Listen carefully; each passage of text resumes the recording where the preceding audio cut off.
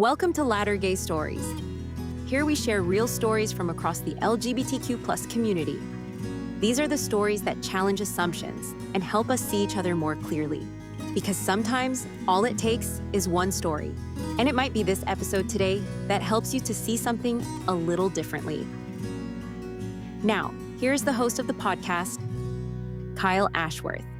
Thank you for joining us on another episode of Latter-Gay Stories podcast. I am your host, Kyle Ashworth, and you are at the intersection of sexuality and religion, where it meets at LGBTQ Avenue and LDS Street, for most of you. Maybe Christian Street for the rest of us. Thank you again for joining us on another episode. I'm excited to have Trevon in the Latter-Gay Stories studio. Welcome, Trevon. Hello. I'm excited about this episode because this episode is a little different than what we've had before, because we're talking some pretty deep subjects. We're talking about some clinical depression, OCD, missions, church, anxiety, a lot of really deep and sometimes difficult topics to talk about. And I don't necessarily or intentionally want to sound excited about that, but I am because one, Trevon, thank you for being vulnerable and being able and being willing to share your story.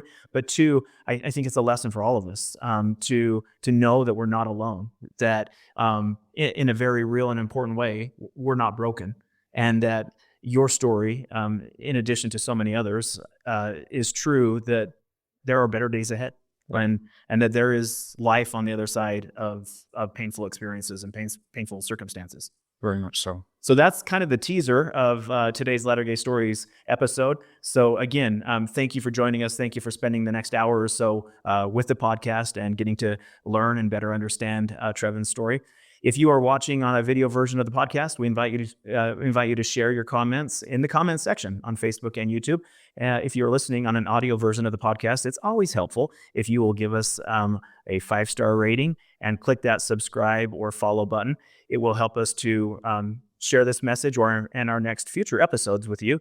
Without you subscribing, it's a little more difficult for us to get the episode in your hands, and it'll automatically pop up if you do. So that's one great little benefit of doing that. And if you are, again, on our Facebook or YouTube channel or page and clicking that subscribe button, we'll not only share the information with you as soon as we drop another episode, but it also will help the algorithm share this episode with others. So that's important to us to help us expand our reach and build bigger and stronger bridges between the LGBTQ community and those outside who are trying to learn and better understand.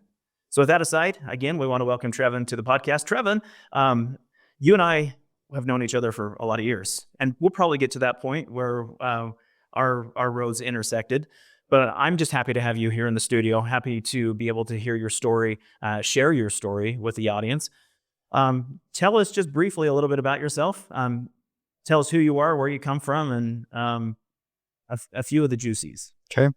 My name is Trevon Cutler. I was born and raised in little town of Tremont, Utah, up in northern Utah. I went to Bear River High School. I'm the oldest of 4 kids. Grew up in a less active family, actually non-active family. I'm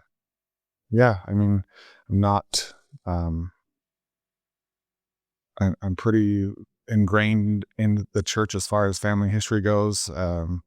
I'm actually a descendant of George the immigrant, who was the father of David H. Cannon and George Q. Cannon. David H. was my fourth great grandfather.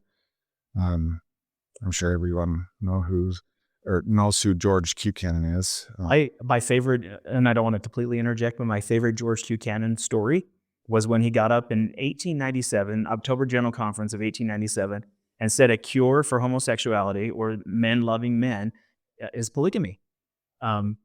Because the men, and I don't know how he was trying to justify this, but men marrying more women would give them more incentive. So essentially there were more women out there. And so in order to beat the practice of homosexuality, we will tell the men to marry more wives because there are so many wives to get to marry out. And that is the church's one of the earliest church cures for this subject. There's always a cure. There's always a cure. So thank you to your relative, George Q. Cannon. Of course. Yeah. What else? I really don't know what else to share. Well, that's great. I think Tremont, a lot of people won't know Tremont just because it's so small, but near the Idaho border, just a really small bedroom community in Utah. So very familiar with a lot of people who listen to this episode. One, because sometimes one of the hardest things you can do is grow up in a gay ghost town. And Tremont, Utah really is one of those gay ghost towns. Not a lot of people, therefore, not a lot of LGBTQ representation. And probably very true of Tremont and all these other small towns people are from. Yes, very small, conservative, um, very religious Mormon town. I think we should start there. Let's talk about life growing up in Tremont, Utah. Sometimes I like to say, at what point, Trevon, did you realize I'm different? I was. It's kind of hard for me to pinpoint an age exactly. I would say probably around the age of 10 to 12, somewhere in there. Kind of, right around the age of puberty, when all the hormones start going crazy. And yeah, I don't ever remember I don't ever remember first being like, oh yeah, I'm attracted to guys, or I'm not really attracted to girls or anything like that.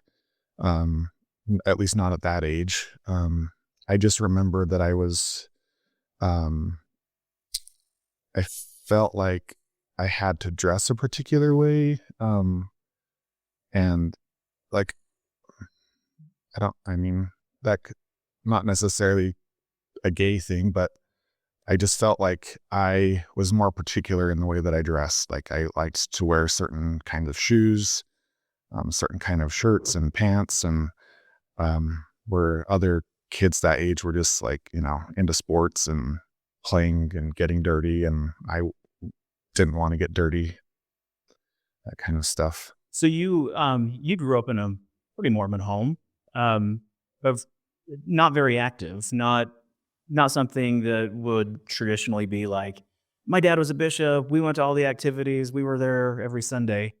What was church life like? So I didn't start going. I was baptized when I was 8. My grandpa Jerry baptized me. He was a bishop when my mom was younger. So he was, always active my entire life. And I feel like that's where some of the encouragement to go to church, he talked about me wanting to go on a mission, and receiving the priesthood and all this stuff, that a good Mormon boy would do. But I didn't actually, after I was baptized, I was never really active until right around the age of, it was after the age of becoming a deacon. I was a deacon for a little while before I became a teacher, but it was right around that time when I started to go to church again. And for those unfamiliar, in the Mormon church, there are 3 levels of priesthood for the youth. There's a deacon, a teacher, and a priest. A deacon is ordained or given certain responsibilities in the priesthood at the age of 12. A teacher is given those priesthood responsibilities at 14, and then a priest is given those responsibilities at 16. For our Catholic friends who listen to that and say, Mormons have 16-year-old priests? The answer is yes. Yes, we do. And then eventually after that, the men 18 years of age and older receive what's called the Melchizedek priesthood. So kind of those are the 4 different, the Aaronic priesthood, Melchizedek priesthood. That Melchizedek priesthood, the office is actually called elder. So deacon, teacher, priest, elder, which we'll talk a little bit about later when we get to the point in your story about serving a mission. Mm-hmm. So for those of you unfamiliar, when you see the title with the missionaries running around as elder, that is tied to the priesthood, and that's tied to a calling in that class of priesthood. So a little Mormon lesson for the audience. So you were talking about the age. I mean, really, deacon, teacher, priest, those are all pretty formidable ages for young men. Yes. And as you're kind of growing up in this world, recognizing that something about you is a little different, hormones are running and raging, you're in high school. What was it like to date? What was it like to think about dating? I'm just curious for teens who are out there listening to episodes like this, but also parents of queer kids. In your experience, what was it like? For me, I actually had no desire to date. I simply had no interest in dating girls, and obviously I didn't understand at the time that I was attracted to guys. The thoughts were there, but I didn't know how to put words to it. And so dating was just like, no, I'm not going to do that. I just kind of did my own thing. I was kind of a loner in high school. I had friends, but I didn't really go do much with my friends. I preferred to be with my family and hang out with my grandma, who I'm really close with. I feel like I've always been kind of an old soul. I just always wanted to be around the adults. I didn't have much energy or time for immaturity, I guess. So I had to grow up fast, and just with family stuff. Did you play any sports? I know you said it originally when you were younger that wasn't a huge thing, but high school, were there sports? Did you play sports? Did you get involved in sports? I didn't. I mean, I played City League baseball when I was in elementary school, but I really didn't have a desire to play sports. I was more interested in learning instruments. I took piano lessons for a little while. Yeah, I don't remember ever playing any other sports. Football was no for me. Not only that, but I thought about playing football at one time, but as a kid, I suffered with a lot of migraines, so I was just like, no, I'm not gonna be getting my head banged in and suffering with migraines and playing football at the same time. Add fuel to that fire. Yeah. Involved in any musical theater? I'm just curious, like just wondering who the kid Trevon was.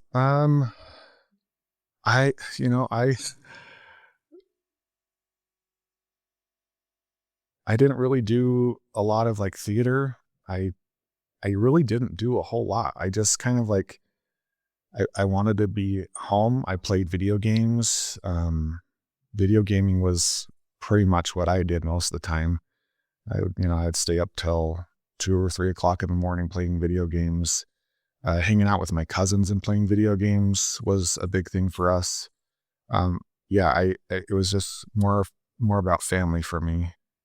That makes sense. My son is in the same boat. Like, I have to go make sure he goes back to bed at 3 a.m. after he's been playing whatever game he plays. And now I feel like I'm old and boomer. Like, you got to go to bed. You quit playing them video games. Yeah. I'm his dad. I'm his old dad now. Yeah. I don't know. I've always felt kind of socially awkward, I guess. When I was younger anyways. It's a lot has changed now. When you go on a mission, you're kind of forced out of your shell. Yeah. Let's get to that point. I mean, I would love to talk about things in high school that started putting these pieces together. If you remember, or instances or experiences that might relate to, early on we talked about the point where you felt like you were different, and you said something that was so familiar to so many in the audience, and that's, I knew I was different, but I didn't have words or language to put to what that difference felt or was actually. And I think that's a super great and eloquent way of putting it, because that's exactly what happened to most of us. As we grow older and hit puberty and go to high school or some form of education that starts teaching us things, we start realizing, oh, that is what I'm going through. Did that happen in high school? Yeah. I remember, kids around 16, 17, we're dating girls and, going to the dances, and I just had no interest. I was like, no, I'm not, I don't, I don't. I remember like I went to one of the dances. I think it was senior hop, I think is what it was. But it just felt so like weird to me because I was like, I wasn't super like into it. I wasn't I mean, the girl that I hung out with, I would have considered her more of a friend than a girlfriend. We never really dated. We talked a lot. We had a lot of classes together. We talked in the halls, but we never actually went on any other dates except for the dance. Yeah, and I think that's kind of I had the thoughts of, that's in the high schools when I started to realize more what the thoughts were the attraction that I was having. And so, I knew that a mission was coming up. And so I kind of felt like I was using that as an excuse too. Like, I don't need to worry about dating right now. I'm going to go on a mission. So I'll just wait till I'm back from my mission to even worry about dating. So familiar. I was just thinking as you were explaining that, I was so similar. I went through similar experiences on a junior prom, and those it felt more like an activity than it did a date, and sometimes it felt more like an obligation than it did a reward. And so, in some circumstances, that's what those dances should be. They should be fun. They should just be activities. They should be just experiences to get out and meet new people. But there also is this connection, and your connection as the little wires are forming and language is being created wasn't necessarily wired the same way as your friends. Right. And that's the reality. Preparing for a mission. Let's talk a little bit about that. Let's talk about why a mission. And often for some gay kids, you start making bargains with God. I'm curious what your experience was like and what preparation for a mission was like for you. Yeah. So, I mean, I knew that as soon as I was done with high school, as soon as I could go on a mission, I was going to go. I was fully invested in the church, even at a young age, from the age of a deacon up until I turned 30 when I came out. I felt like I had a very strong testimony of the gospel. And serving a mission wasn't it wasn't something that I jumped for joy for, but there was a lot of family encouragement to go on a mission, which, that happens to a lot of us. My grandpa wanted me to go on a mission. I was his first grandson, so he was, looking forward to that. And, I think grandparents that are religious look forward to riding their missionaries and hearing their stories and all those kinds of things. But yeah, I do remember having thoughts like, well, if, they tell me if I go on a mission and I do all the things that I should do, that, maybe I'll be fixed when I come home. And the other thing too is I would tell myself, well, maybe the switch just hasn't switched for me yet. Maybe the attractive hormones or whatever haven't turned on. If not that those are. You're saying you're attracted to women. Yes. I often think is, when will that switch happen for me? Yeah. I remember wanting to go to the temple as soon as I could. I actually pressured my bishop into I constantly hey, when can I go? And I actually went, but I think as soon as I turned 18, I think that's the earliest you can go. to receive. People say take out your endowment, but it's to receive your endowment. I remember getting corrected by that all the time. Anyway, I remember going through the temple the first time, and I was just like so shell shocked. I was like, and I remember one of my relatives asking me afterwards, she was like, "You look like a deer in headlights." And I was like, that was a great experience, just, it was so different than what I had expected. But I was still, I didn't question. I didn't have any reason to doubt. And so I was still, just like, yep, this is the gospel. This is how it is. And I felt like I was even more committed, after going through the temple. You start wearing your garments, and it's kind of like a extra strength of like commitment, I guess, if you want to know how else to explain that. And I think it's a great way of explaining it. And really serving or receiving your endowment and going through the temple ordinances, which is very familiar in Mormon vernacular, is a rite of passage. Mm-hmm. It is one of those things that's keeping you on this, what Latter-day Saints often call this covenant path.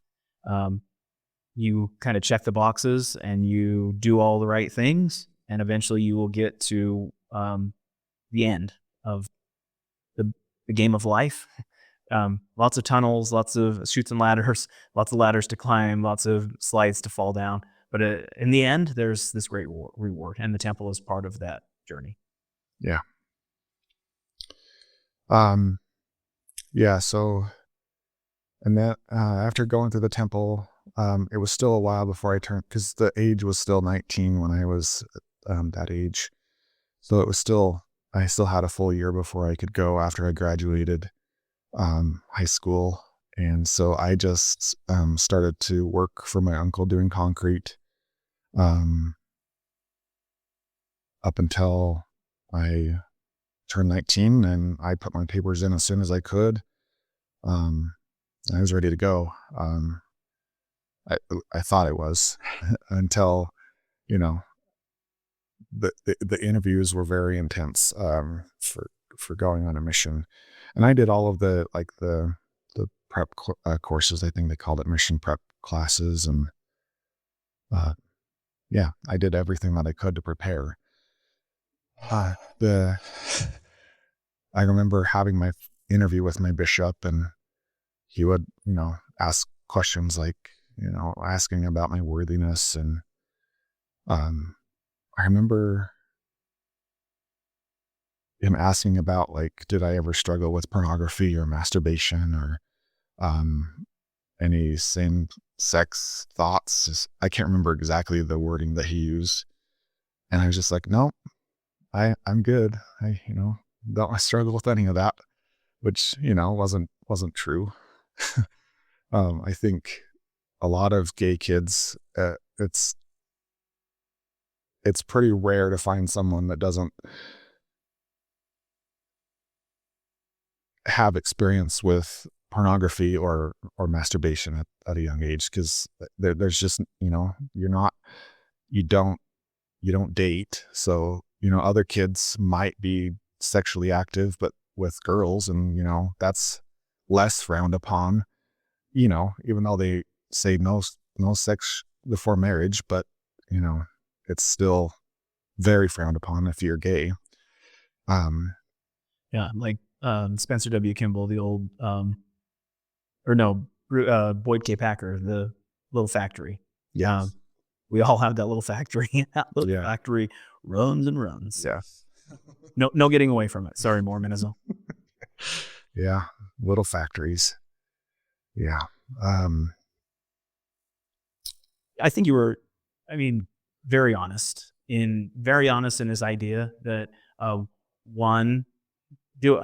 and I really hate this idea that we struggle with sex attraction.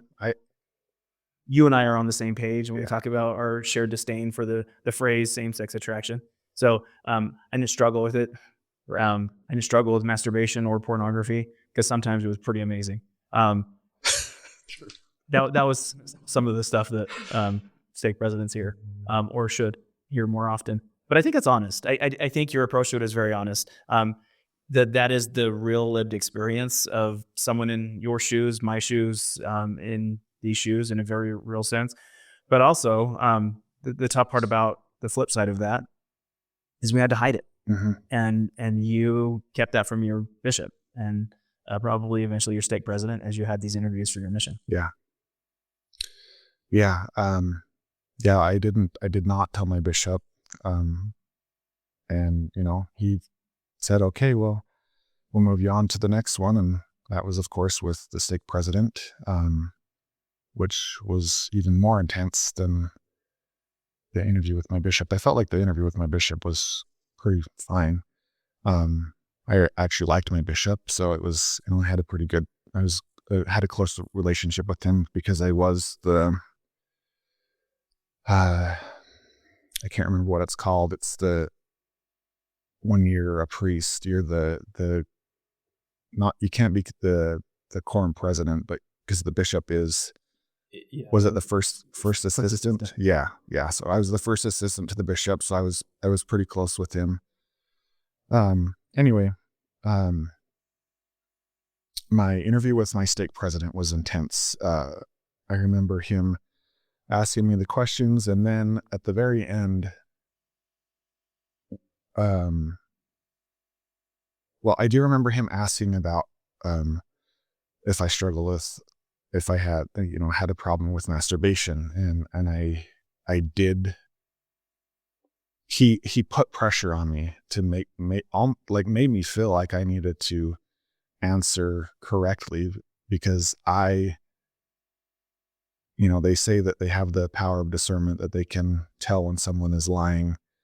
And so I took that as a sign like, oh, he knows I'm lying, so I better be honest, or he may say you're not going to go on a mission. So I told him, like, yeah, that is something that I've dealt with. And then he asked me, did you tell your bishop? And I said, or he asked me,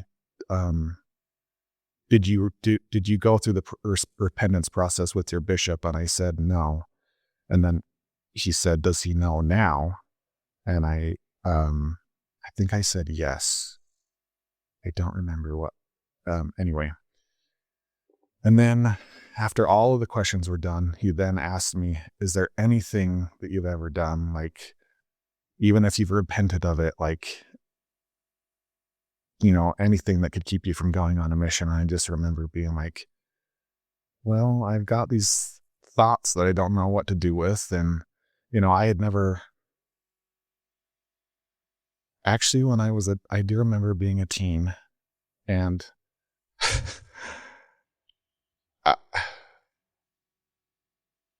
there was, like, I do remember, like, having experiences with a friend one time, like, we were experimenting, and I'm not going to go into more detail with that. But I did not divulge that to my stake president, because I wouldn't have considered that like homosexual activity, but like, I did not want to talk about that with him because I knew that I would be denied going on a mission and then face the shame and the guilt of, my family and friends of like, oh, why didn't you go on a mission? That kind of thing. Which is very real in Utah, in our culture. Yeah. Anyway, I never told him about that. He did know about the masturbation and pornography. But he asked me, how long has it been? And I said, it's been a few years. And he's like, okay, well, it sounds like, even though he said something too that really kind of bothered me now that I think of it. He said, you did this on your own. You didn't use the repentance process to overcome this. You didn't use the love of Jesus Christ. You overcame this on your own. And it kind of just felt like adding more shame to something. I was like, okay, but I still like, it's something that I corrected, whether I used the official repentance process or not. Like I still prayed for help to overcome those things. But the only thing I didn't do was talk to somebody about it. I didn't want to. It was too hard to talk to somebody about those kinds of things, especially at that age. So, yeah. Yeah, and just to remind the audience, at this point, I mean, you're really 18 years old,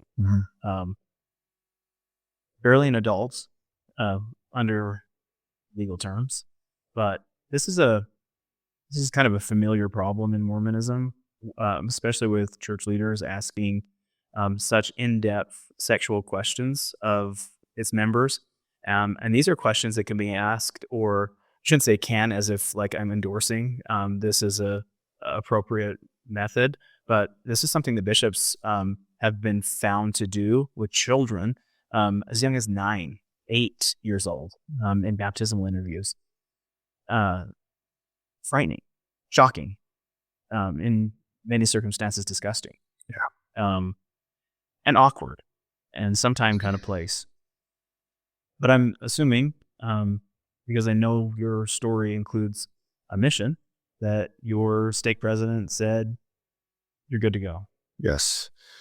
He did find me worthy to go because it had been, enough time with there being no issue that he's found me worthy to go on a mission. So you, in the typical Mormon process, you submit an application. These are called mission papers. You send that into the church headquarters, and an apostle prays over this file and folder and then sends you a letter and says, Elder Cutler, you are hereby called to serve in Canada Montreal Mission, signed by, it was Gordon B. Hinckley at that time. And I remember because I lived in Garland, which is a suburb of Tremont. Don't kill me, anyone from Garland, for saying that. I remember someone from the post office called me early that morning and said, "Hey, we've got something here really cool for you." And they said, "If you come right now, we'll get it to you." And sure enough, I knew what it was. So I went down there. I think my mom went with me. And I got this big white envelope that was from the church headquarters, and I was so tempted to open it. My mom was like, "No, you have to wait till, So yeah, we did the whole family get together where you open your call and read it out loud. And when I read it about, I wasn't really sure where I wanted to go. I always had a fear of going to a foreign country. I don't know why. I think it was mostly just being away from my family and friends, being away from the, familiarity. And anyway, when I read Canada Montreal Mission, I was like, oh, okay, well, it's not across the ocean, but it's still far away. It's across the country and up a little ways. And then I read the French speaking part, and I was like, okay, well, I took a little bit of French in high school, but not enough to even get by. And then I remember reading about my mission president, and he was actually from France, and I was a little nervous because he was French speaking. So I was like, oh, great, I'm going to have, there's going to be a language barrier. Come to find out, he was bilingual in French and English. Yeah. And so then I got to go enjoy, I think is it 2 or 3 months if you're learning a language? I can't remember. It's usually 9 weeks. 9 weeks in the MTC, which is an acronym for Missionary Training Center. And I would imagine you served, you were in the Provo MTC? Yes. There are these missionary training centers all over the world. Um, I, I've been out of the church long enough to forget how many. I think there's now, it seems like when I served my mission, there were like 14, and then they reduced that to 12 or 9. But these various missionary training centers throughout the world. And at the missionary training center, it is exactly what you think it is, like, except for the rows of doors to practice knocking. But it is a missionary dorms, education, cafeteria, laundry, mailroom, gym. It is Communal showers. That's part of my gay story. Mine was well.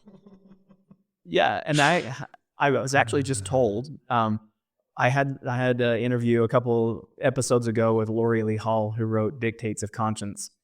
She actually was the architect. One of her final projects was the new Provo MTC. Okay. And they got rid of the Tree of Life. They took the communal showers out of the MTC and opted for individual showers. It's probably a good thing for some. A sad day in Mormonism. Yeah. Although the Tree of Life existed, but there were walls. They had put up some makeshift walls, so there was kind of some privacy, but there were also like other showers with curtains, but they didn't have the curtains there. They were just the shower, like bathtub. Yeah, I'm going off on a tangent here. Sorry. Yeah, so Google it if you want. I think there's plenty of people who called those showers the Tree of Life, but it is exactly what you think it is. And Tree of Life is, again, there's another Mormon pun from the Book of Mormon, but it really was just this one shower with multiple shower heads on it, and everybody would stand around it, just like you think of in the 1950s and 60s in the high school gyms that existed for our parents and grandparents. That's what existed in the old MTC that we both attended. That I don't know if they demolished it, the one in Provo, but they did build a new MTC. Yeah. Remodeled the other portion, I believe. So that was to keep the podcast rating 5 stars in PG. I won't tell you all of the thoughts that exist around the Tree of Life at the Provo MTC for some gay missionaries. For you, the same. Yeah. So Canada, Montreal. What was mission life like? One, keeping a lot of these feelings buried. Often we make promises with God. Hey, I'm going to give you all my heart, might, mind, and strength. I'm going to give you 100%. And in turn, you're going to fix me. Not being fully out, and likely, from what we've heard from your story, not completely embracing who and what you were at that point. What was mission life like? And did you make bargains with God? Yeah, I mean, so I would say that comes later on when I start dealing with the depression and OCD. To backtrack a little bit, just because this is kind of where the OCD kind of starts for me. It was actually in the MTC, and OCD, obsessive compulsive disorder. A lot of people think that that's just a disorder of being clean and organized, and it's very much different than just being anal retentive. It's a very torturing disorder of the brain. It's much harder to deal with than just regular anxiety, from my experience. I remember sitting in a class at the MTC, and I always felt like I had a testimony, but I wanted to have that sure answer. Like, I wanted it to be like, yes, this is true. Like, I wanted to hear that in my head. And so I was reading the scriptures, and I remember just like out of the blue, and I wasn't, at this time, I was fully invested. I wasn't looking for any reason to question or doubt. And in my head popped a thought, like I would consider, it was an intrusive thought. What if this isn't true? And I remember just like feeling my soul like sink. It just like crushed me. And I just felt this overwhelming anxiety. And it was just the scariest thing I had ever felt. I never had anxiety. I mean, I had anxiety, but nothing to this extreme. I just remember sitting there, and I'm sure that I turned white. That everyone else was, reading their scriptures, so they didn't see me. And I just kind of remember slumping down in my chair and just like sitting there thinking like, well, I know I have a testimony. I know that, and the more that I kept doing that, the thought just kept coming back. Well, what if it isn't? And that's, at the time I didn't know that it was OCD, but that's how the disorder works. The more you fight against it, the harder it pushes back. And, anyway, I just kind of like tried to shrug it off and keep doing all the things that a missionary at the training center does. And I got to the point where I wasn't even sleeping. I would lay awake in my bed at night while my companion was asleep, and I would wake up and just be exhausted. I remember doing a very long extended fast where I wasn't eating, pleading for help, like, I was begging for God to give me my testimony back because it felt like I had lost it, which it really scared me because they always talked about the unforgivable sin of denying the Holy Ghost, and those kind of intrusive thoughts started to come into my mind, that even though I didn't ask for it, that I had denied the Holy Ghost. And so then I started to think, oh, I've committed the unpardonable sin. And so, and then, going back to my teenage years, I remember the experience with other kids my age, and I was like, oh, that's got to be it, because I didn't confess. The Spirit is telling me I need to confess to those things. So I ended up going to I think there was a branch president in the MTC, and talking to him about that. And because it was involving another male, they said that they had to escalate it to church headquarters. And I remember it being Boyd K. Packer, in fact, or what? No, it was and Russell Ballard that was the one that oversaw it. And I remember they sent me to see they had some kind of a therapist there on site at the MTC, and I remember going to see him, and he asked me if the homosexual thoughts were still bothering me, and I remember saying no, like I don't feel like that's an issue for me. So it was a couple of weeks, I was still waiting. I fully expected that they were going to send me home. But a few weeks later, the branch president informed me that they actually, I got called into the MTC president's office, which was pretty scary because I thought, okay, I'm going home for sure.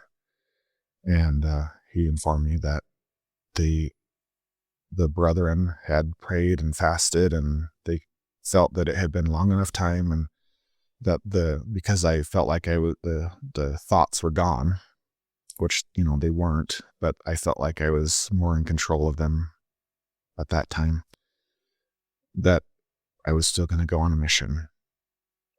So, and I was like, okay, great. And I fully expected all of these intrusive thoughts and anxiety to I thought I was going to be fixed I thought my testimony was going to come back. And I remember getting on the airplane and feeling even more scared because I'm still dealing with these intrusive thoughts. Like, I don't want them. I never asked for them. But here I am going out to preach the gospel, and I'm not even sure if I have a testimony. When all along I felt like I did. And it was something that I genuinely wanted. I wasn't looking for any reason to not have a testimony at that time. And I remember being on that airplane and just feeling so much dread. Like, how am I going to do this for 2 years away from my family and friends and everything that I know, the comforts of home, with amongst strangers, people that don't want to hear the message, people that get angry, and here I am trying to figure it out myself. And anyway, I just kept going. I didn't know what else to do. Going home wasn't an option. And after getting the clear, I was like, well, I can't just go home now because,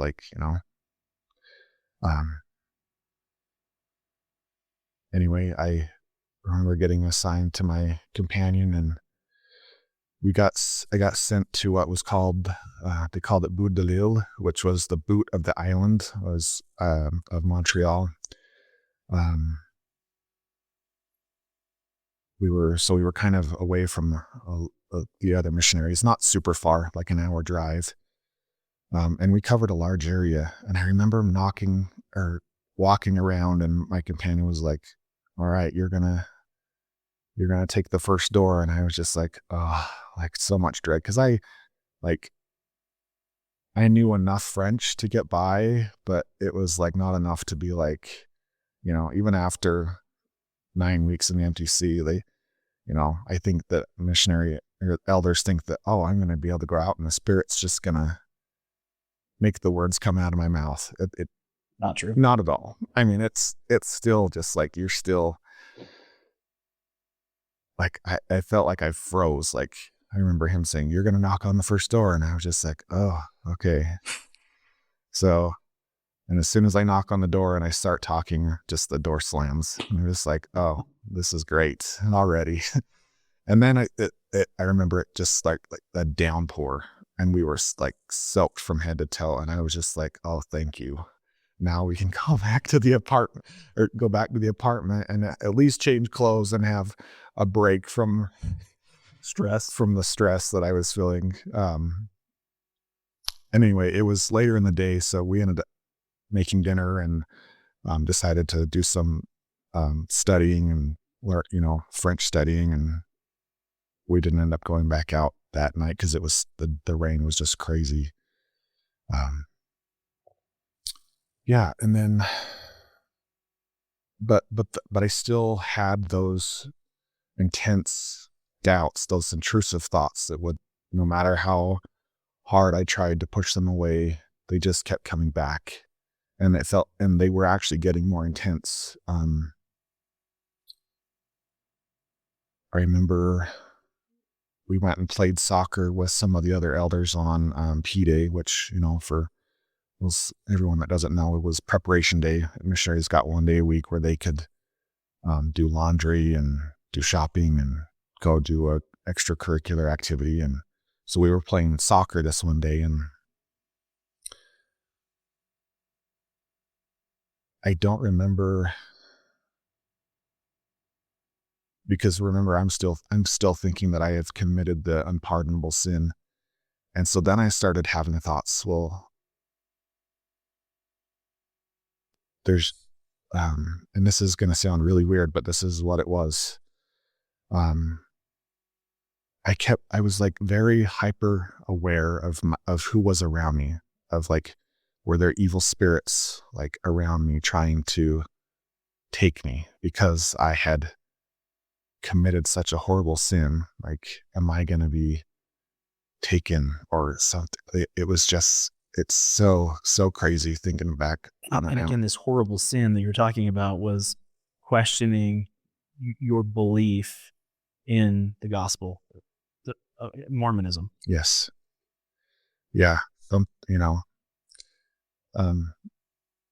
And then, it got to the point where not only was it just obsessions, it was actually compulsions, where I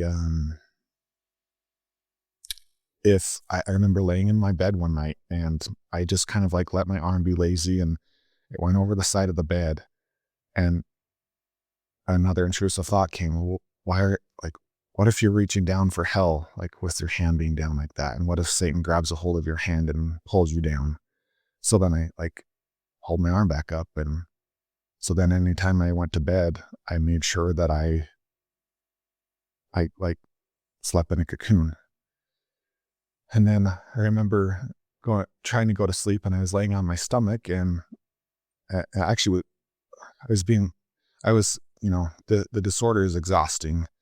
I remember falling asleep praying many times for, just begging for help to, take this away. Lots of tears shed. A very, very hard time for me. And I remember just like laying in bed, and I was laying on my stomach and I was praying.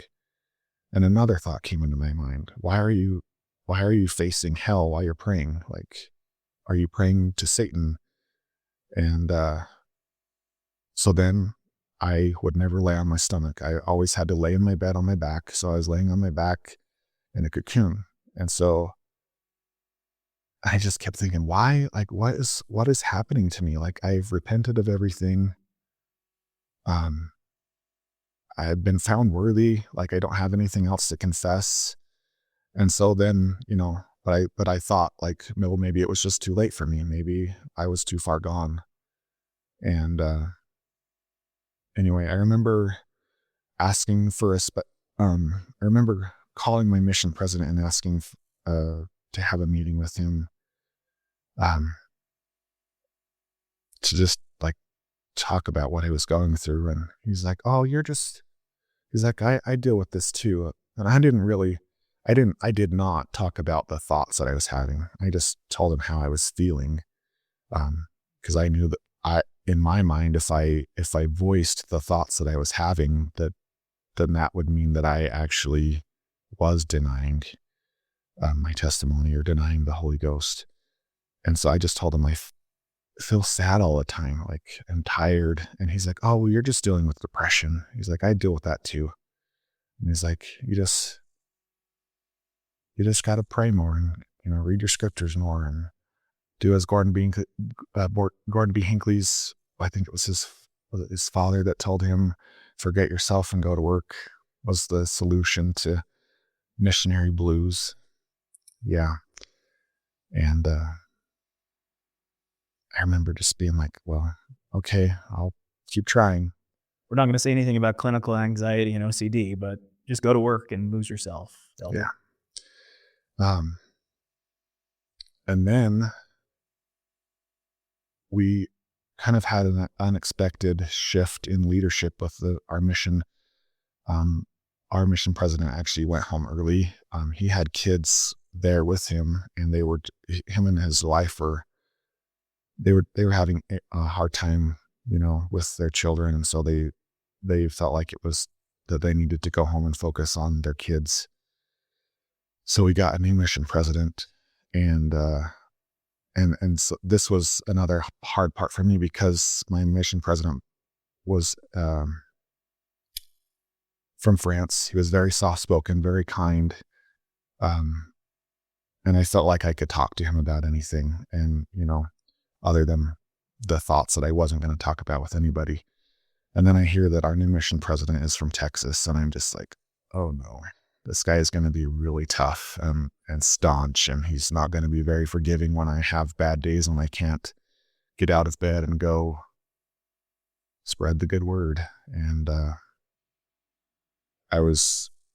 when I first met him, I was just like, this is not good. Like, but I was wrong about him. Eventually I come to realize that he did actually have good he did care about me, so much that he put me with another elder that had struggled with, severe depression and anxiety. I don't remember exactly the details of what he was, what he went through, but my mission president knew, and he felt like putting us together would be a good thing to help me kind of like maybe learn some skills or whatever to deal with it. And then I remember also he did send me to see a therapist, he was a branch president, but worked for LDS Family Services as well on the side. And I remember going to see him and just trying to talk about everything that I was feeling, but except for those intrusive thoughts, because I was not going to voice those thoughts. I did not want them to be true. I wanted them to go away. And so I felt like just avoiding them, that they would eventually go away, or that maybe they would find that. And see, I was also sent to see a psychiatrist who was a stake president. And they started me on medication while I was in the mission field. And I just kept thinking, oh, well, I just got a chemical imbalance, and once I get everything figured out, it'll all be fine. And it just never got any easier for me. It got to the point where I was just, we didn't ever leave the apartment, and my poor companion was stuck in the apartment with me all day, and he would often do exchanges with the other elders so that he could get out, and the other elders would take turns staying with me. But going home still wasn't something that I wanted to do. I wanted to see it through, because I knew that before all these thoughts happened that I did have a testimony, and that I loved God, and that I knew Jesus Christ. And I wanted to be fixed of these thoughts that I thought were so evil and so just torturing. I don't know how else to describe OCD. It's just torture.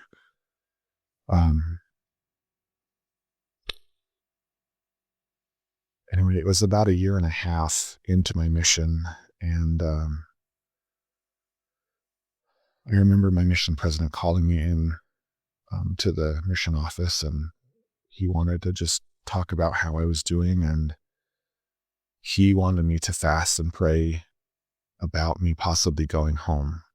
And when he said that, I just like sunk in my chair. I was like, I don't want to. Like, I've prepared for years to do this. This is something that I looked forward to. If I go home, I'm going to let my family down. I'm going to let my friends down. And I remember like one of my seminary teachers popping back into my head. I had talked to, because he was in the same ward as me. And I remember him saying before I went out, whatever you do, don't come home. And this was before anything had happened. So I was just like, oh yeah, I'm not coming home. Of course not. And I remember that popping into my head. And anyway, we went back to our apartment, and I don't remember everything that we did. It was probably about he said that he wanted me to think about it for about a week, and nothing changed, of course. And so when I went back to meet with him after that week, I said, yeah, I don't want to go home, but I feel like I'm not doing any good out here. My mission companion is struggling because I'm struggling. He's not getting out and doing the things that he wants to do. And, I thought, well, maybe I need to go home and get myself better and maybe possibly come back out. So it was pretty close. It was right around the same time that they were doing transfers and sending elders home anyways. But my mission president, because he cared, he didn't want, I think he knew that I was going to feel shame about going home early. So he waited until the next day to send me home after the transfer so that nobody questioned me why I was going home early. Only my mission companion knew, and the other elders that I had served with knew, but everyone else, they didn't know. And so I went home, and I ended up, and I had lived with my mom and my stepdad, all of my childhood, and I felt like moving in with my grandma was the right thing to do because she was active in the gospel, and I felt like that's what I needed, was someone strong to help me stay active in the church. For whatever reason, I was just scared that, like, if I went home, because I was having these doubts that if I interacted with people that were less active or whatever, that I would go inactive. And that was the furthest thing from my mind. I didn't want that to happen. So I moved in with my grandma, and I forgot that I had another rough experience.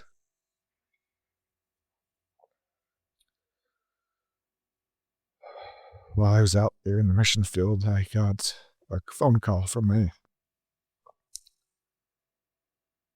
mission president, and my companion actually answered the phone, and I could actually hear what my mission president said to my companion before I actually took the phone. And I just remember him saying, "Elder Park, we've got some bad news for Elder Cutler. His grandfather passed away last night." And I heard that before I even talked to my mission president. And then the phone passed to me, and I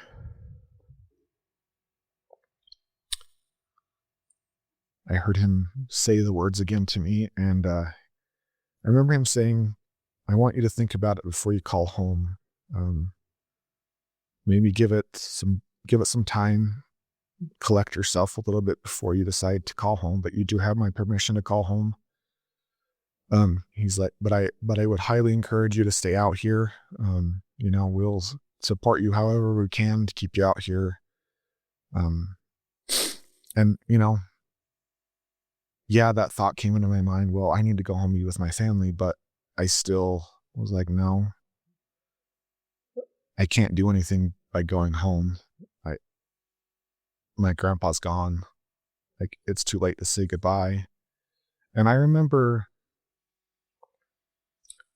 before the day that I was actually going to the MTC, and I wonder if my grandpa knew, because he was never really like a hugger or very affectionate. But I wonder if he knew that that was the last time he'd seen me, because he hugged me very tight and he cried and he was shaking like uncontrollably. Like, I'd never seen my grandpa act like that before. He was always pretty gruff. Like, he never showed emotion. He was out, he was kind of the grump is what we called him.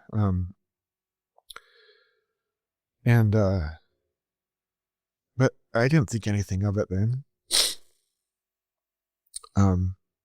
But then when I got that phone call, I figured that he had to have known that his health wasn't good, and that was probably the last time that he would see me, that I would see him. And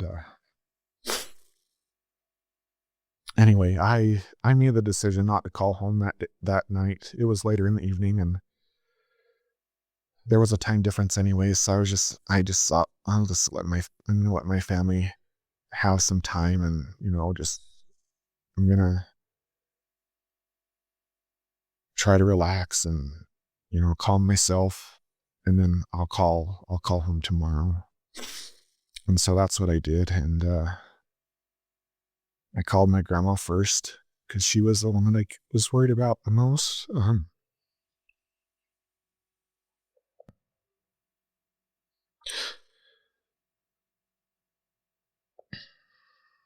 Sorry. No need to apologize at all. But I just told her I was so sorry. But I told her I've got to stay out here. I can't go home. This is, this is what the Lord wants me to do. And this was all while I was dealing with the OCD stuff of, struggling so bad. I knew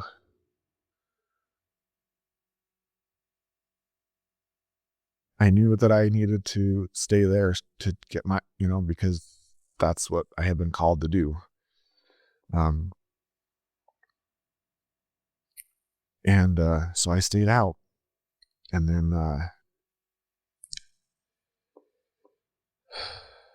I got a box of stuff a little while later, and it was my grandpa's obituary and the recording of his funeral. And that was pretty tough to get. I actually remember talking to my mission president about it, and he said, I would highly recommend that you box that stuff back up and send it back home. Don't, there's no reason to delve into that. And, I was like, yeah, you're right. I don't need anything to get me down and have a reason to go home. Anyway, I just remembered that. And that was the other reason why I made the decision to move in with my grandma, because she was on her own now. And so I felt like, well, I'm an adult now. I can move in with her and we can support each other. And I consider my grandma my best friend. She's always been there for me. Always. Always supportive. She helped raise me. My parents were divorced when I was 5, and so she was kind of like a second mother to me. And me being religious and my parents being less active, I felt like I had a closer bond with her at the time, just because she was that spiritual person that I needed in my life. And so I did everything with her. But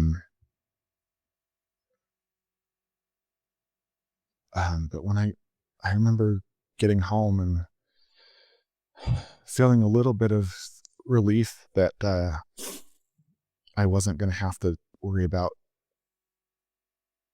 getting up and going out and talking to people that didn't want to talk to me, or dealing with the mission struggles, and that I could focus more on myself. But the OCD was still there, and mind you, at this time I still didn't know what it was. I had no idea. I knew what I had heard of OCD, but I just, at that time I thought, oh, it's just for people that are clean freaks. And so then I started to do some therapy with LDS Family Services, and I saw doctors to get on medication, but they all just were, it's just depression, or I remember having so many different diagnoses, however you say that. They thought maybe at one time I was manic depressive, chronic depression, severe anxiety. I can't remember what else they had diagnosed me, but I just was like, no, that doesn't feel right to me. But I just kept dealing with it, and it kind of like just, I don't know what, it lessened over time for a period of time, because it does come back and it's worse the next time. when it comes back.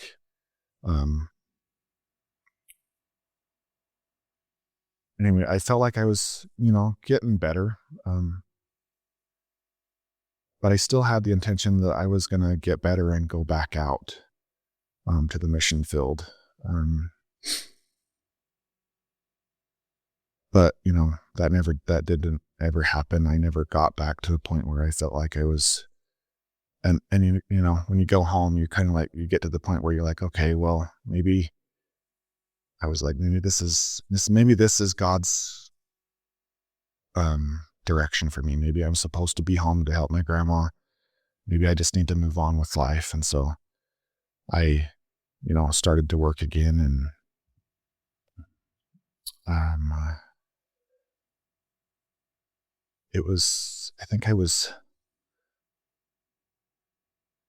was 21. Yeah, because I think that's the earliest that you can be a firefighter. I had always had a fascination with fire engines, and so I decided that I was going to become a firefighter in EMT. And anyway, they had opened up positions, and I interviewed, and I didn't get it the first time because I didn't have any certifications. And Tremont was a volunteer, paid on call. It wasn't full time at that time. And I remember them saying, thank you for trying, but we've got other people that have certifications that are trained, and work on getting certifications. And, the next time hiring comes around, we'll reconsider you. So I worked my butt off. I remember one of my instructors saying that he didn't know anyone else that had ever worked on getting the Fire 1 and EMT skills at the same time, because, those are like college course credits. And but I did them both at the same time because I was that determined that I was going to get certified. And I didn't stop there. I got those certifications, and then a few months later they hired again, and I got hired. And I was in the young men's presidency at this time, and I remember being on a week-long, it was awful. Activity. Yeah, it was a week-long canoeing activity, and it was awful. It was absolutely awful. It rained. All of our stuff was we had 2 5-gallon buckets that we had to put all of our stuff in, so that if our canoe overturned, that our stuff would stay dry. The buckets still leaked. My sleeping bag was always wet, and then we would sleep in the rain in the tent, and it was awful. But I mean, it was still, I liked camping, and I was I still love camping, and I'm an outdoors person, but it was a rough experience. For being someone that likes the outdoors, that was a really rough experience. And we had to eat the food that you had to rehydrate and cook in a little stove. And I can't remember, I didn't have my cell phone, but I remember when I got home, my grandma said, "Hey, I've got some really good news for you." And this is before I knew that they had, selected me for the fire department. And she said, they actually came to pick you up on Thursday. Thursday was when they did drill nights. They actually came in the fire engine, and they rang the sirens. They had the lights going, and I had to go out and tell them that you were gone on a canoe trip. And so I was just like, oh, dang it. Like, I missed that. But I was so excited to hear that, especially after that trip. But yeah, firefighting and EMS was and still is a huge thing for me. Although I've been away from it for 8 years now. It was 2017 when I stepped away, because of, other things that come up. And, anyway, I did that. I got more certifications, and then we get to the point where I'm not sure what else to do with my life. Because I had been dating girls, and, feeling pressured to go on dates, because the guys at the fire department were like, well, like there's this cute girl, you want to go on a date with her, or when are you going to get married? And The fire department is likely not one of these grand meccas for the gays to hang out. yeah, especially in Tremont. But and I remember I had a hard time keeping a job too, because I wanted to go full time with the fire department, but it was really hard for me. I couldn't figure out how to make that work at that time. I remember working as a security guard, and I just like, this is when, so I started to like feel like the OCD stuff was kind of in the background, but the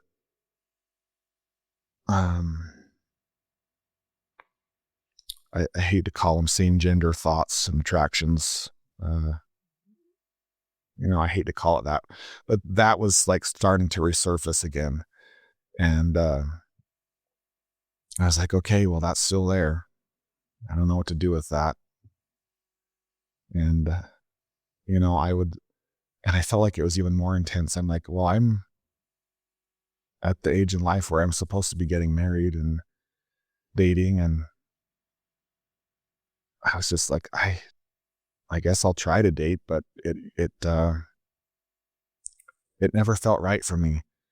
There was a girl that I had dated for a couple of months, and I know that she was really serious about, wanting to move things on. And I remember we would watch movies and sit on the couch together, and the most we ever did was hold hands. I never kissed her. And I just remember, even when the movie was playing, I'm like, I don't want to be here. Like and we wore pagers to get called out on the fire, for the fire department. And I would sit there and just be like, why can't my pager go off so I can get out of here? And anyway, it got to the point where I was like, I gotta stop this. I cannot keep this, like, dragging this on with her, because she's gonna like, it doesn't feel right to me. And I do not want to get married to her, because I don't want to be stuck in something that doesn't feel right to me, and then end up getting to the point where it's like I'm in a marriage and I feel like it's going to be twice as hard to get out of a marriage when when I come out. And then I have her that I break her heart, her family, possibly children involved.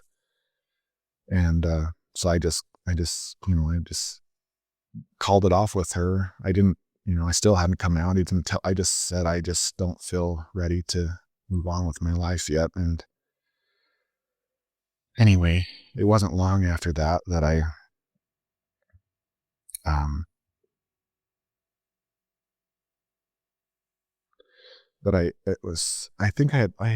I had met my friend Caleb at that time.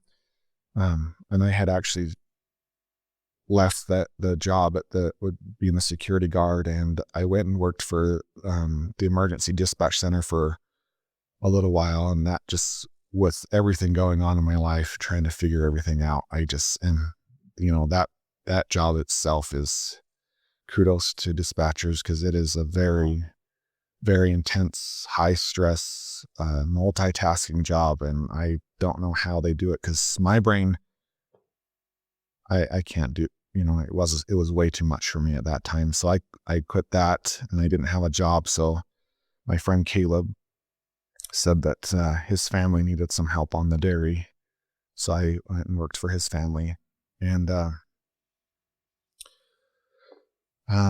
remember we were kind of hanging out with the friend group after work one day, and we were sitting around, and I remember Caleb talking about one of his brothers.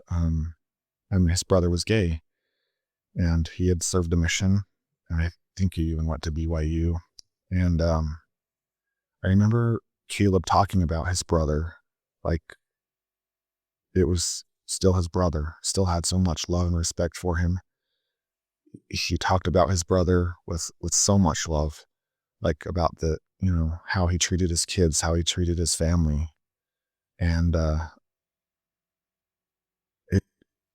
it started to be like, I started to think, well, maybe it's not as bad as I think it is. Like, because at this time, I'm starting to realize, like, I am gay, like, and there's no changing that. Like, even though I want to, you know, well, I wouldn't say that I didn't think that it could be changed. I still thought that there was a possibility of it being cured at that time.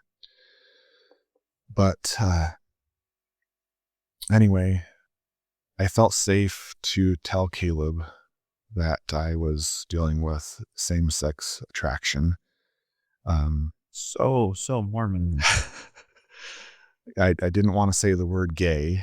That was the furthest thing from my mind. And, I have to admit, like, I think I was pretty homophobic. Like, I feel like I had a lot of internalized homophobia and said a lot of things, and I don't remember specifics, but it was a way to mask my true identity. I know that I said things that were probably very harmful to some LGBTQ people before I came out, but it was part of my mask, and I feel like even doing the church thing was part of my mask. I felt like the kids at school, if they saw me being a good Mormon boy, that they wouldn't even question my sexuality. That would be the furthest thing from their mind. But when I think back on it, I don't think that you can hide it as well as you think you do. I think people just like pick up on cues, and I remember kids making remarks. I wasn't like ever severely bullied, but I do remember hearing kids say, "Oh, he's gay." Like, they'd whisper it into to their friends or whatever. Anyway, I got to the point where I was like, okay, well, I feel safe talking to Caleb, because he, the way that he's talked about his brother. And so I told him, and he was like, that doesn't matter. That doesn't change anything. He's like, you're still my good friend. And he said, now he's like, now you just have, you have to decide, what are you going to do with that? And I said, well, really nothing. Like, I still want to, the only thing that I can see is that I probably won't get married in this life, that I'll, I still wanted to stay active in the church. I had no desire to stop going to church or even start dating guys at that time. And, until I found Grindr. Chapter 2. Anyway, I had come out to him, and that was the only person that I had talked to about it for quite a while. And then I decided to talk to my mom about it, and I don't think I even talked to her. I remember reading someone else's experience. I'm trying to think of his name. His mom was like kind of big into the North Star. Becky, was it Becky? Sean McIntosh. Yes, Sean McIntosh. I remember watching his experience on the LDS website for LGBTQ stories. And he said that the way that he came out to his parents was that he sent a text message and his reasoning was so that he didn't have to see their initial reaction, and so that they could have some time to react without feeling awkward. And so I was like, oh, okay, well, that's what I'm going to do. I wanted my parents to have that same kind of space to feel and react however they needed to, because I honestly didn't know how they were going to react. So I sent a text to my mom and my stepdad, and I said, let me, I don't remember exactly what I said. I just said, I feel like I've known for a long time that I'm gay, and I don't know what to do with that at this point. I still want to be active in the church. I don't want to do anything to jeopardize my relationship with the gospel or with God. And my mom, I don't know why I worried about my mom. My mom is very, she was raised in the gospel, but she wasn't active. And I knew that she had a lot of gay friends and coworkers that she didn't think anything of it. She said, "It doesn't matter to me. You're still my son and I love you no matter what." And that's, before that, my relationship with my mom was a little bit strained just because my mom was, sorry, Mom, I'm not trying to dog on you. My mom liked to party, and, she liked to have drinks with her friends and go to the bars, and that's, totally fine now. But back then when I was religious, I was very judgy of that kind of stuff. And it did kind of feel like it put a damper on our relationship. But after I came out, my relationship with my mom, it got so much better. So much better. And Do you think that was one, because you were more honest? Two, because you were starting to let your guard down a little? yeah, I would say it was because I was letting my guard down. And I feel like, gay guys kind of have a tendency to be more, I don't know how to say it, like closer to women. I don't know how to describe that. Like I always felt close to my grandma. Like I loved to go shopping with my grandma and do girly things, even though I was always like, no, I'm macho. Like I'm not that thing.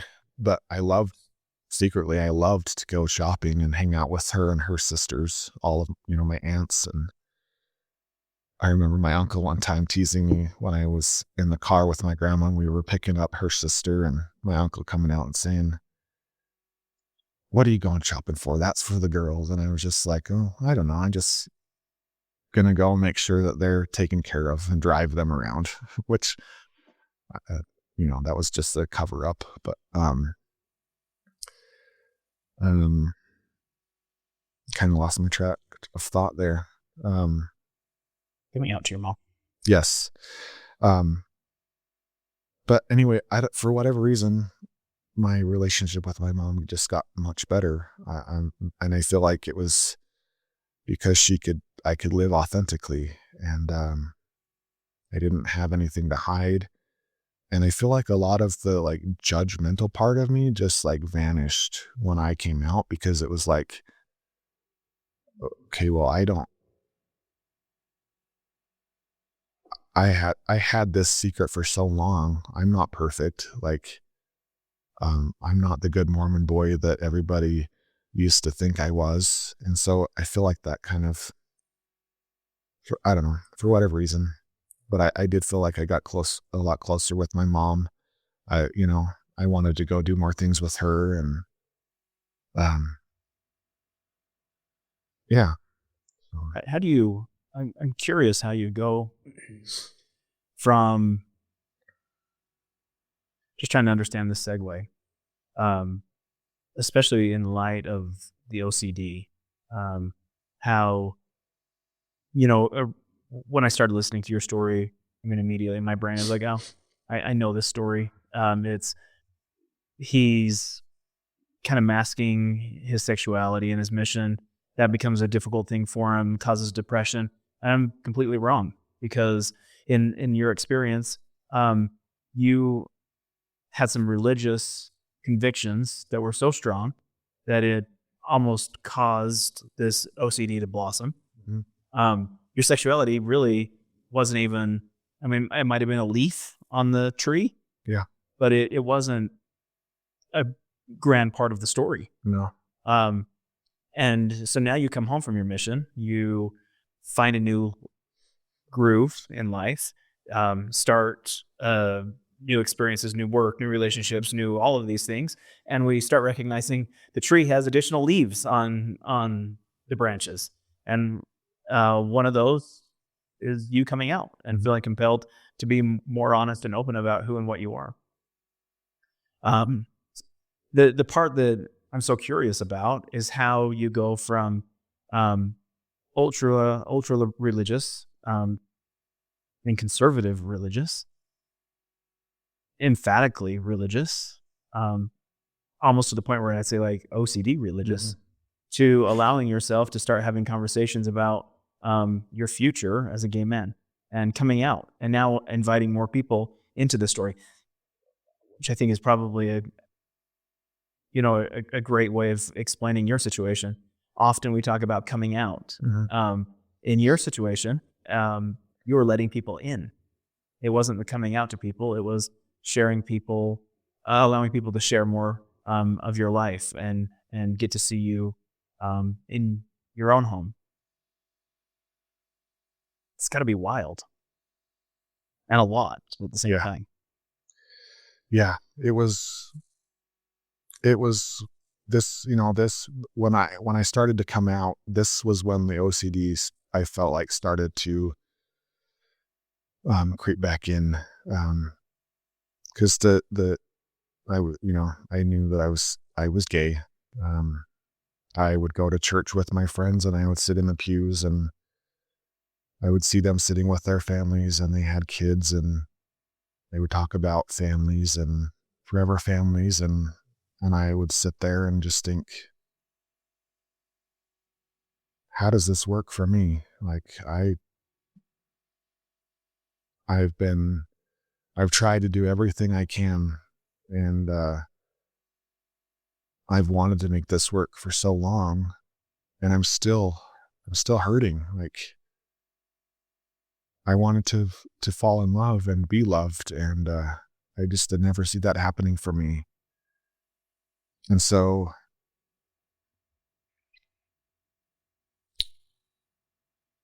that was there for a few years before I actually started to, like, that was kind of what led me to coming out. Was I just, because people were wondering why aren't you getting married? Why aren't you dating? And so,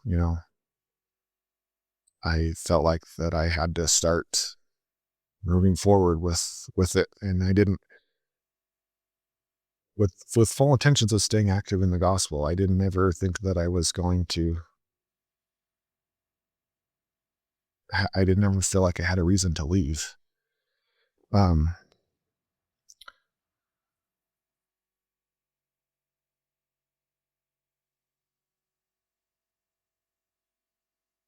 I feel like, the pornography thing came back. It was hard to suppress those desires and feelings, and I couldn't go to Laguna Beach or to a swimming pool and see a guy with his shirt off and just not like feel like so much intensity. Like, but I never felt that way about a girl. Natural intensity, or did you feel ashamed for that? No, I didn't. I mean, I felt ashamed after I had the thoughts, because then my brain would go, oh, control your thoughts or you're gonna, the parable that they used to say that your mind is like a theater, and if you just let it go, you got to keep your, like, I can't remember exactly how they would say it, but like, you got to keep your thoughts pure so that you're not tempted to do those things that you're thinking about. But yeah, like, it would just like it was like in my chest, like it was like a feeling that I couldn't suppress. It was like excitement in a way. Looking back now, I would say, or like true attraction, like emotional attraction. Um, and I was, I knew that I had never felt that way about any female that I had ever gone on a date with. And so, I don't remember. This is where the grinder part comes in. Most gay people are familiar with grinder. If you're not, I'm sorry. I mean, it's a good and bad thing for everybody. Grindr is it's the Facebook for the gays. Yes. Anyway, yeah, I was working at the dairy and I came across Grindr. I remember the specifics of how I found it, and I was like, I know that this is wrong, but I started, I saw guys on there that I thought were attractive, and so I started talking to them. And there was one that I started talking to quite a bit, actually, and we had actually set up a time to go on a date, and I kept this all secret. I wasn't out. I told my mom and Caleb, and I don't remember who else I had come out to at that point. But I wasn't fully out. Like, I was still very committed to the gospel, and I knew it was wrong, or, then I knew it was wrong. And, but I still went with it because I was just like, I don't know what else to do with myself. And, yeah, I drove to Salt Lake and I met this guy, and it was just so different than ever going on a date with a girl. Like, it just I felt like I wanted to be there. Like, talking to him was so easy. I didn't feel like, I felt like I let my guard down. Like, I'm just like, this is great. Like, yeah, it just felt, without better or lack of better word, it just felt natural. And I won't go into details about anything else that night. I ended up staying at his house that night. That's as much detail as I'll give. And I remember waking up the next morning, and that was when the OCD struck again. Because there's different OCD is all OCD, but there are different variations of it. And at this time, I still didn't know what it was, but the thoughts that I was dealing with were scrupulous thoughts. The very like perfectionist religious thoughts, like, you must confess, and if you don't confess, you're going to go to hell, or, and then even to the point, like, have you confessed enough? Like, have you told it every single detail? So I woke up that next morning, and I texted my bishop, and I said, I've got to come see you. And I thought for sure that excommunication was going to be on the table, and it was mentioned. But I remember sitting across the desk from my bishop and him asking what had happened, and he said, okay, well, these are pretty serious things, and we're going to have a disciplinary council hearing with the bishopric. And so he said, I'll get that scheduled, and you'll receive an official letter, and we'll go from there. And I asked him, I said, what do I need to do right now? Like, he's like, well, for now, don't take the sacrament. Don't pray in public. You can't hold any callings. Yeah. Delete Grindr from your phone. Yeah, delete Grindr. He told me to block the guy that I was talking to. Oh. And have no contact with that guy. which was terrible, and I did. I ghosted him. That's what we like to use the term. We ghosted somebody. It happens. And it wasn't because I wanted to, it was because that was the direction I was given.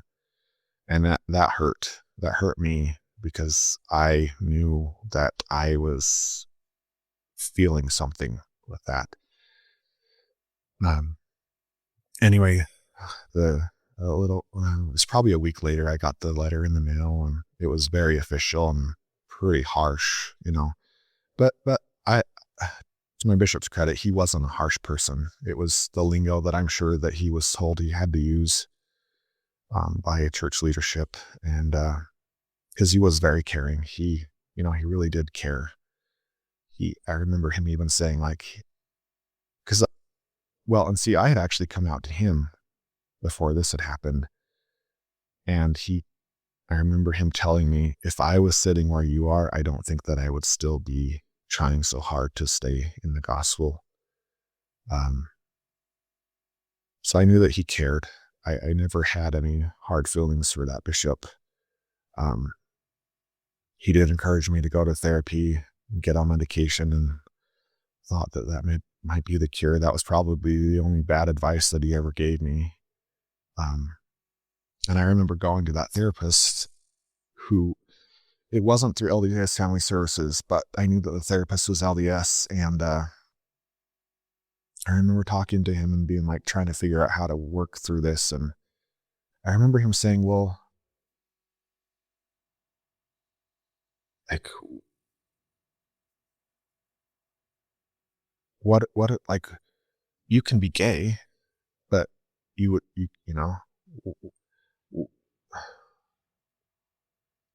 it was almost like he was trying to get me comfortable with the idea of going to a lesser kingdom. Because I knew that at that time, I knew that doing what I was doing, I was going against my temple covenants, my baptismal covenants. I was, dishonoring the priesthood, all of that. And so I tried to get comfortable with the idea of going to a lesser kingdom in the afterlife. And that still just, with the scrupulous thoughts that I was having, it still just didn't feel right. I was like, there's no way I can spend eternity without my family. So then I started to study even more the gospel doctrines and topics. And man, I was reading every book that I could find, and just trying to find not necessarily a loophole for me, but like a way for me to stay and fall in love. Because leaving wasn't an option for me at that point. And then, I read a book. I read Tom Christofferson's book. Can't remember what it was titled. Just him sharing his experience about being gay and how his family was very supportive. And then I think a family member mentioned that he had I don't remember if he had a podcast or something. I watched a podcast, and then it led me to, the next one was the Mormon Stories podcast. And I saw the podcast for Sterling and Melinda. Brown. Yes. And I listened to their story, and I just thought, these are normal, good people. They haven't lost that light. They haven't, their spirits or their countenances haven't been darkened by, like they say. And they were talking about the CES letter, and, a lot of people have gripes about that, and, it's not perfect, but it does have good points in it. And so then I actually read the CES letter, And I was just like, gosh, why didn't I had thought about these things all along, but I just kind of put them on the proverbial shelf that everyone else puts their things on, that they have doubts, when they tell you to doubt your doubts. And so that's what I did. I would put them on the shelf and just forget about them. But then they were talking about these things in the CES letter, and I was just like, gosh, I don't see a way forward for me in the gospel. Like this, there's no reason for me to stay. And my shelf came crashing down. It was just like, and it wasn't you know, it wasn't in a bad way. It was almost liberating, because I knew, like, okay, well, if there's all of these incongruencies with the gospel, with the history of the church, there's no reason for me to stay. There's no reason that I have to follow this anymore. And it was just like the most freeing thing I had ever felt, like just like the world lifted off my shoulders. And that was the day that I was like, you know what?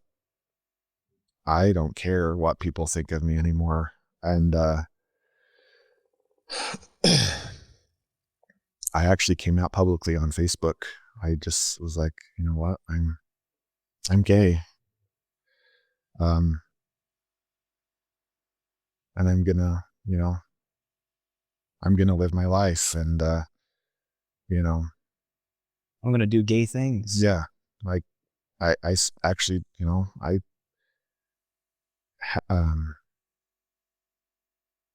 people will say, oh, well, people that leave the gospel, they can't leave it alone or whatever. And I know that I hurt some family members and friends by talking about things that aren't secret, but the things that the church leadership does keep secret or tries to. I would share those things that I had learned, and I know that it upset family members. And I felt like I had like a kind of like an anger phase where I was just like letting it all out. My gripes about leadership and how some of the things that they say over the pulpit are very harmful, causing people to even want to, because I was there. Before all through the time while I was trying to find a place for me to stay in the church and fall in love, I was in the darkest place I'd ever been. So much that I was, I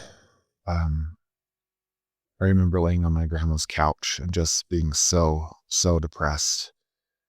And I remember asking for one of my coworkers from the fire department who was in my ward and my bishop to come give me a blessing. And I remember my friend telling me afterwards that he had never seen me so he could just tell that I was really fighting something. And my grandma will tell you to this day that she had never seen me in such a dark place, because I was feeling suicidal. I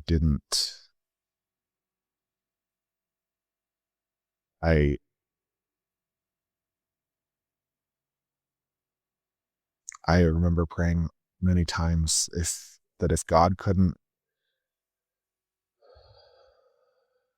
he couldn't make the gayness go away,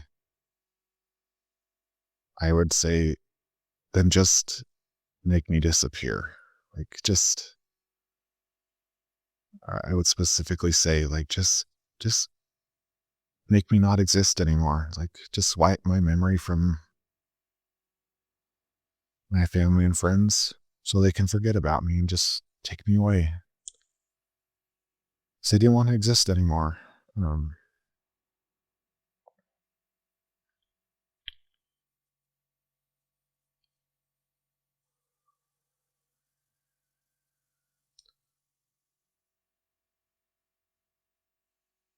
because that's how hard I tried to stay.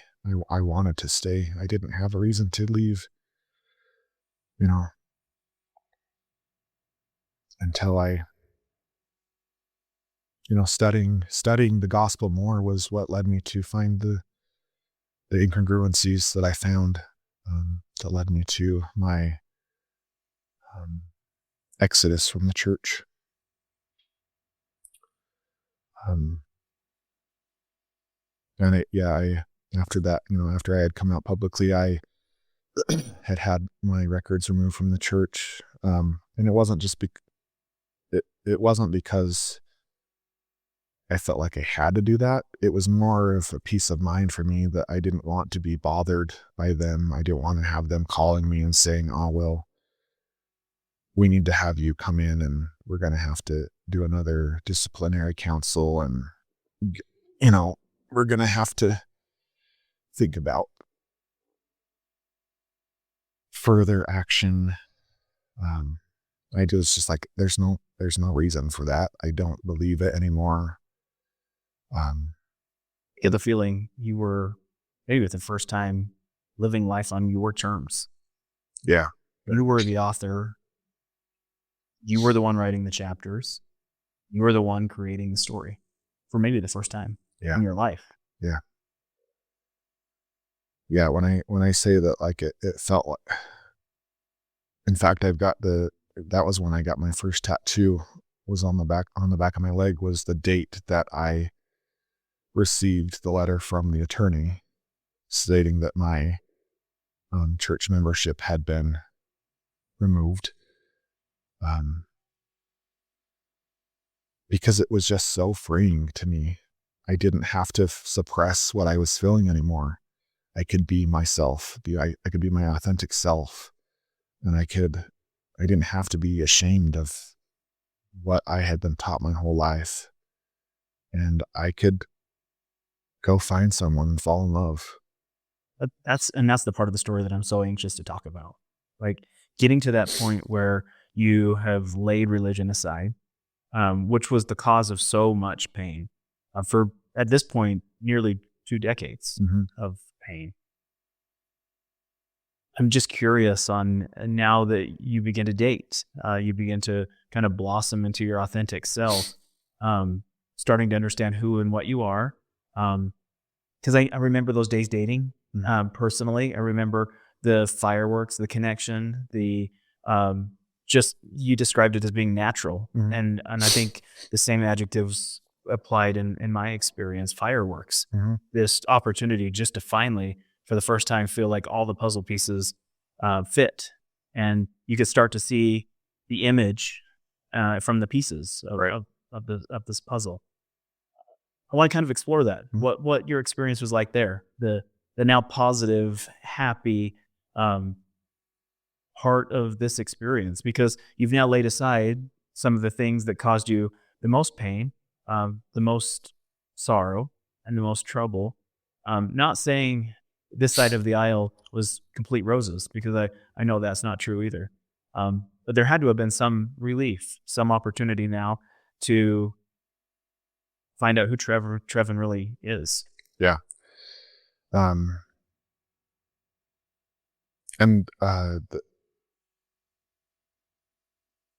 To jump back just a tiny bit, I remember because I brought up the McIntosh family. I do remember being kind of, I never went to any of the North Star activities. It just felt off to me. But I do remember I started to reach out on other, LDS. I don't even remember how I came across the Affirmation Facebook page, but I did, and I think that's where I might have first met you, because I was kind of back and forth between North Star and Affirmation. I was like, well, this one is weird, but this one is a little bit too progressive. So I was kind of back, and I remember you were kind of like, come out, the water's fine. Like, I remember you trying to get me to. I remember you trying to get me to come to the affirmation conference, and I was just like, no, I'm not quite there yet. Anyway, jumping forward again, that's where it leads me to next. Is I started to go to the affirmation groups, and that's where I met. That's where I met Vicky Walker and George and Allison, and I don't think I had met Paul and Susie yet. I think I met them at their home at one of their gatherings that they do. And yeah, I was dating. My first couple of experiences were short-lived. I just wasn't in a hurry to settle down, and then I found a guy that kind of like I felt like was right for whatever reason, and it turned out to be awful. I actually started a job in Salt Lake City and we were roommates, and I ended up moving out at last minute notice, and I had nowhere to go. I was like, I have no idea where I'm going, but I still had my job in Salt Lake, and the only person that I could think of was my grandpa, Jerry, that lived in Ogden. And I remember my mom saying that he had mentioned to her that I could come stay with him if I ever needed to. And so I called him up and asked him if I could come stay with him for a while. And sure enough, he said, of course, And I was a little worried about it because my grandpa was pretty religious. He was bishop at one time. And but I felt like he was, kind of okay with it, because my step grandma was from Nashville. She was before she met my grandpa, she was a singer. She would sing in like the bars and stuff in Nashville. And so she was around people that were on the other side of the fence, if for lack of a better word. And I remember my grandpa asking me to come into their bedroom one time, and he's like, we just want to talk to you and tell you that we love you and that everything's okay. And I remember him saying something that was a little hurtful at the time. He was like, he's like, your grandma and I have been exposed to, he didn't know how to say it. We've been exposed to whatever this is that you're doing. And I was just like, okay, exposed. That's but my poor grandpa, he didn't, I have no ire towards my grandpa. Anyway. Yeah. So I lived with them for a while, and I ended up having an argument with my step grandma. She said some things to me that really bothered me. And I had actually been, going down to Salt Lake and doing all the activities with George and Allison and Vicky, and trying to get down to Salt Lake as much as I could, and trying to go on dates, and trying to find an opportunity to move down there again. And I remember Allison mentioning to me that they were needing someone to kind of take care of their dogs while they traveled. And she said, we're going to be going on a trip here in a while, and we would, we know that you're wanting to move to Salt Lake. And they said, why don't you come live with us for a little while, and you can take care of our dogs, while we're on vacation, and, watch our house while we're gone. And so I was just like, okay, and this was planned a little bit further down the road. But then I had this argument with my step grandma, and I remember talking to Allison that night, and she said, well, why don't you just come now? So in the middle of the night, I packed up all of my belongings in my truck and went to work the next morning, and didn't say goodbye to my grandpa or my step grandma. And I went and lived with George and Allison for a little while, and it wasn't because I had any hard feelings towards my grandpa. It was just the way that my step grandma kind of, I didn't feel like she had the best intentions for me. Anyway, I was back in Salt Lake, so I was able to, it was easier for me to date again. Was still on the grinder. That's actually how I met my husband, my current husband, and my only husband. He's probably going to kill me for saying that. My current husband. Obviously Utah. So yeah. That's where I met Martin, who I'm married to now, and we've been married for going on 8 years now, I believe. We met in October of 2018. We went on our first date, and it just was like magic. It felt so right. I remember he took me to Junior Ramen Bar, and it just felt so natural. And then we went on our second date. He was so different from all of the other guys that I had dated. Like when we got into his truck, he would open the door for me. Like that had never happened for me, and I was always raised that, oh, the man is supposed to open the door for the wife or the woman or whatever. And I was like, oh, well, this is happening to me and this feels wonderful. And he just was so kind. And then we went on our second date and on our third date, and I didn't want to stop hanging out with him. We started hanging out at his house, and, his mom and his sister lived with him out in Daybreak, and I would go out there and spend the weekends with them. And it's funny because I practically lived there. I would go home a few days a week. His sister got to the point where she told Martin, is he living here now? But like, what's going on? And so Martin was like, I think you probably need to go home for a couple of days throughout the week, just so my family could have some, privacy and space. And I was totally fine with that. I would go back and stay at George and Allison's house, and, and I still took care of their, when they would go on trips, they would ask me, hey, like, we're going out, can you be here with the dogs? And yeah, I did that. And then I remember being at work one day, and Martin called me, and he worked for Alliance Property Management at the time, and he said, my job has asked me to go spend 2 weeks out in New York to help get this property up and going. It's a lease up, and they need extra help getting this property up and going. And when he said that, it crossed my mind, they're gonna end up, he's good at what he does, and they're gonna ask him to move out there permanently.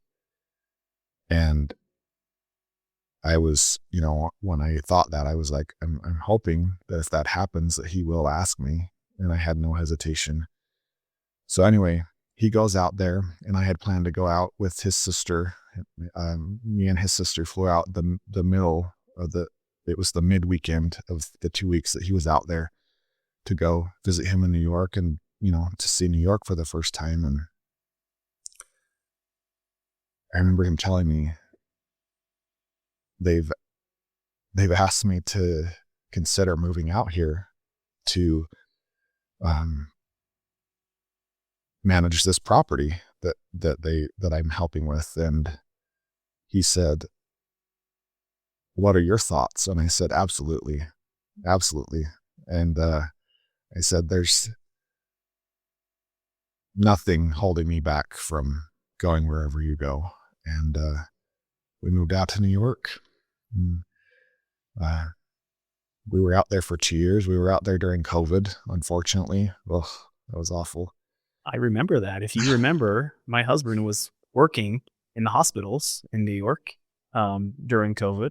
And when we finally packed his bags and got out of New York as fast as we could, and it was the middle of COVID. Yeah. I remember stopping by in the rain in your house, and we had dinner. Yes. Yes, I do remember. And then you came back again, didn't you, with your kids? I did. Yeah, I remember. Yeah, I remember you came back with your kids, and we kind of, I don't remember what we did. I think we might have went downtown, grabbed dinner or something, but. Yeah, we went to the milk bar for sure. I remember. Oh yeah, that's right. Yeah, we got some ice bar at the milk bar. Yeah. Yep, that place. Yeah. I loved New York. I really did. It was a great adventure until COVID. That COVID was wild. Yeah, it really, and I was working for a nursing home, though it was actually the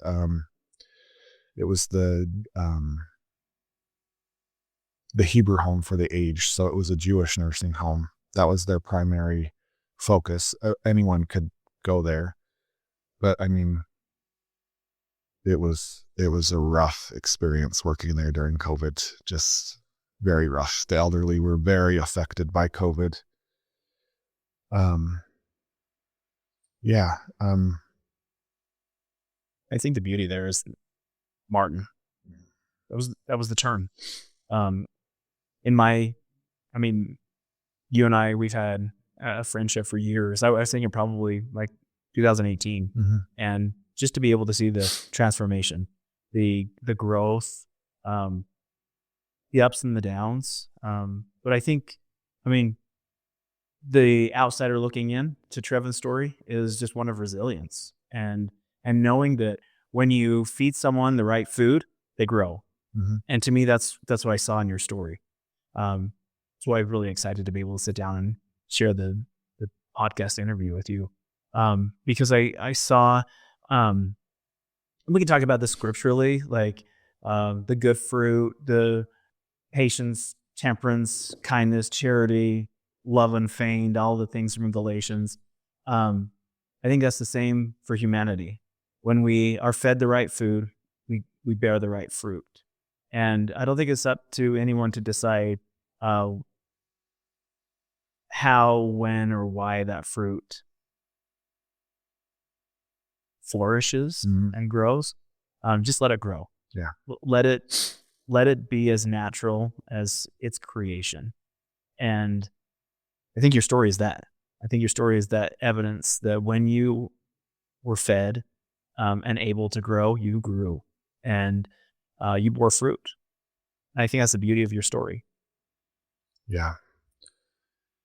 Yeah. It's sitting here now, looking back, 8-10 years ago, never in my wildest dream would I have ever thought that I'd be sitting here with a husband that I love and married. We've been married since 2000. We got married in 2020. He's gonna be mad at me for not remembering that date. I always get it mixed up between 19 and 20. 19 is when we moved to New York. 20 is when we got married. So yeah, it's been a great and wonderful experience. I wouldn't trade anything for it. Often when I wrap the podcast, I like to ask a series of quick questions. Advice. What advice would you give to a younger Trevon in your shoes? 18, 19 years old, beginning their life, contemplating whether it's 2 roads diverged in a wood, and I go more religious. I lean into who and what I am. What advice would you give Trevon, 18-year-old Trevon? I think just trust yourself. Let the flower blossom how it does.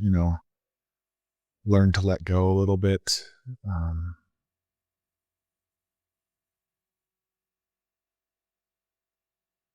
Take the jump. Things do get better. And they did for me, definitely. And I think they do for for a lot of us, they do get better. I remember you telling me, well, I've heard you say it many times, like, come on out, the water's fine.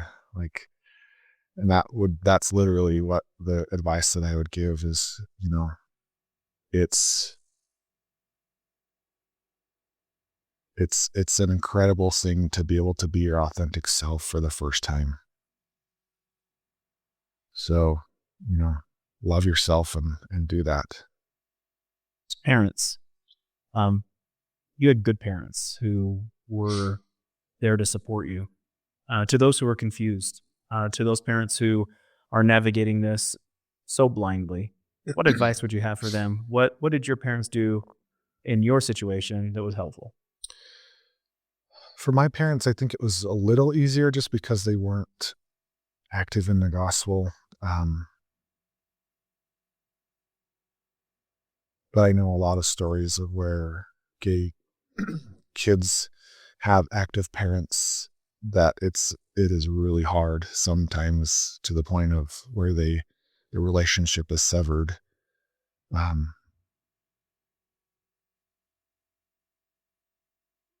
I would just tell any parent, like, trust your child. Like, they know what they're feeling. It's not the church has often said that it's a choice that is being made. There's no choice. I didn't wake up one day and was like, oh, I think I'll be attracted to guys.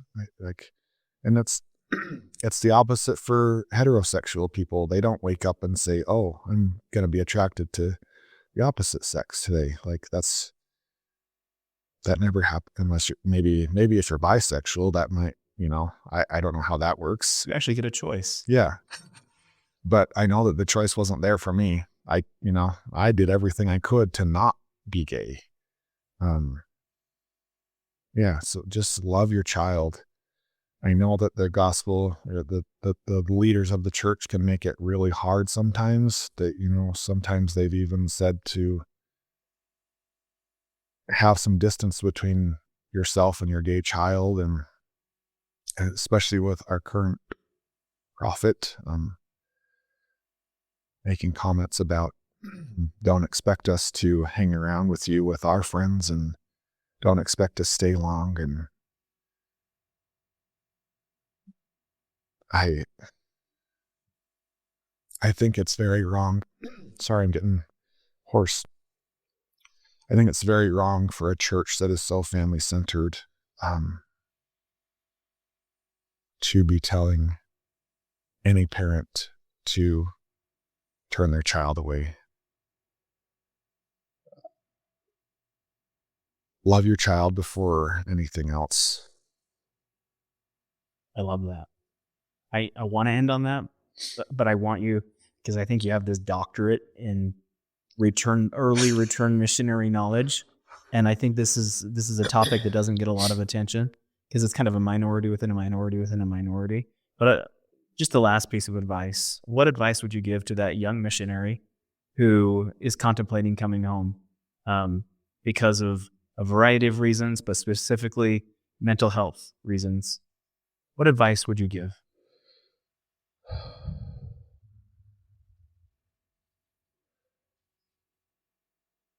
Just to know that everything will be okay. Everything will work out how it's supposed to.